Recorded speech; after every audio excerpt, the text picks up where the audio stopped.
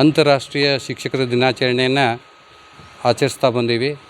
ಆ ನಿಮಿತ್ತವಾಗಿ ಈ ವರ್ಷ ನಮ್ಮ ಕರ್ನಾಟಕ ರಾಜ್ಯ ಶಿಕ್ಷಣ ಸಂಸ್ಥೆಗಳ ನೌಕರರ ಸಂಘದ ಅಡಿಯಲ್ಲಿ 100 ಅತ್ಯುತ್ತಮ ಶಿಕ್ಷಕರಿಗೆ ಉತ್ತಮ ಶಿಕ್ಷಕ ರತ್ನ ಪ್ರಶಸ್ತಿ ನೀಡಿ ನಾವು ಗೌರವಿಸಿದ್ದೀವಿ.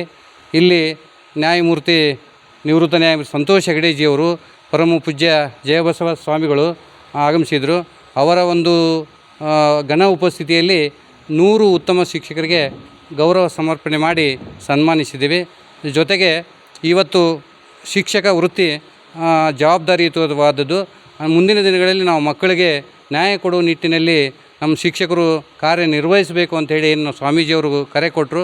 ಆ ನಿಟ್ಟಿನಲ್ಲಿ ನಮ್ಮ ಸಂಘಟನೆ ಶಿಕ್ಷಕರಿಗಾಗಿ, ವಿದ್ಯಾರ್ಥಿಗಳಿಗಾಗಿ, ಶಿಕ್ಷಣ ಸಂಸ್ಥೆಗಳ ಒಂದು ಹಿತ ಕಾಪಾಡುವ ನಿಟ್ಟಿನಲ್ಲಿ ನಾವು ಕೆಲಸ ಮಾಡ್ತಾಯಿದ್ದೀವಿ. ಒಂದು ವಿಶಿಷ್ಟ ಕಾರ್ಯಕ್ರಮ.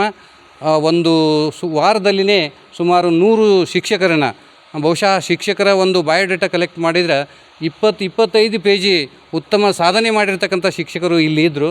ಅಂಥ ಶಿಕ್ಷಕರಿಗೆ ಗೌರವಿಸಿದ್ದೇವೆ ಅನ್ನುವಂಥ ಒಂದು ಹೆಮ್ಮೆ, ಸಂತೋಷ ನಮಗಿದೆ. ಆ ನಿಟ್ಟಿನಲ್ಲಿ ಮತ್ತೊಮ್ಮೆ ಆ ಎಲ್ಲ ಸನ್ಮಾನಿತ ಶಿಕ್ಷಕರಿಗೆ ಮತ್ತು ಬಂದಂಥ ನಮ್ಮ ಎಲ್ಲ ಅತಿಥಿಗಳಿಗೆ ಸಂಘಟನೆ ಪರವಾಗಿ ಅನಂತ ವಂದನೆಗಳನ್ನು ಹೇಳ್ತಾ ಇದ್ದೀವಿ.